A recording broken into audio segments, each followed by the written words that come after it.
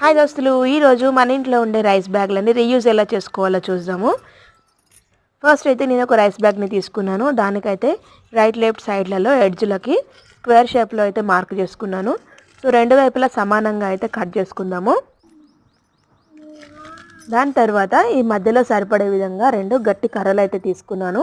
కర్రలు అయితే కొంచెం గట్టిగా ఉండేలా చూసుకోవాలి, ఎందుకంటే బ్యాగ్లో కొంచెం ఎక్కువ వెయిట్ వేసినా కూడా కర్రలు అయితే ఆగేలా ఉండాలి. సో ఇలా లోపలికి పెట్టుకొని రెండు వైపులా కూడా ఓపెన్ అవ్వకుండా ఇలా కర్ర బయటికి రాకుండా రెండు వైపులా కూడా మూసేసి నేనైతే సూది దారంతో కుట్టేశాను మొత్తము రెండు వైపులా. ఎడ్జెస్ అయితే బయటికి వెళ్ళకుండా చూసుకోండి. రెండు వైపులా కూడా ఎడ్జెస్ బయటికి రాకుండా మొత్తం కవర్ చేస్తా సూది దారం సాయంతో మొత్తం అయితే కుట్టేసేయండి. నేనైతే రెండు వైపులా కూడా అలాగే కుట్టేశాను. రెండు వైపులా అయితే స్టిక్స్ రెడీ అయిపోయినాయి మనకి. ఇప్పుడైతే మనకి హ్యాండిల్ కావాలి పట్టుకోవడానికి. సో కాబట్టి ఆ కర్రల మధ్యలోనే ఇంకొక స్క్వేర్ షేప్ ఇచ్చాను. సో అక్కడైతే మార్క్ ఇచ్చిన దాంతో కట్ చేసుకున్నాను మొత్తము. సో ఈ విధంగా అయితే కట్ చేసినాక మనకైతే చూడండి సూపర్ బ్యాగ్ అయితే రెడీ అయిపోయింది.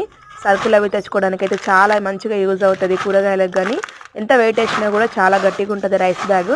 మీరు ఒకసారి ట్రై చేసి చూడండి. టిప్ నచ్చితే కనుక సబ్స్క్రైబ్ చేసుకోండి. Thank you.